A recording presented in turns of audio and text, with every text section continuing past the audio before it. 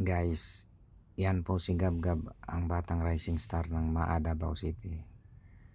At yung partner niya naman ay si Shami, ang batang busog-lusog ng Ecoland Davao City. Magkatandim po yung dalawa sa doubles match dito sa MAA Davao City. Magaling na rin maghanap ng laban ang dalawang bulilit na to. Puro na po yung dalawang bata. Tingnan natin yung tirang gagawin ni Shami rito. Ano? Sinaltik lang ng ganun.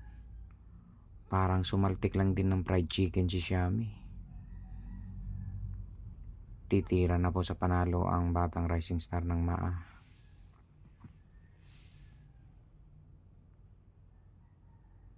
Maingat din yung bata.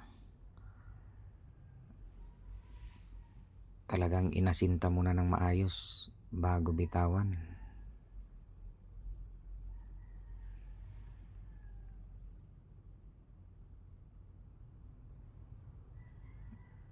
Boundary na po yung dalawang bata natin.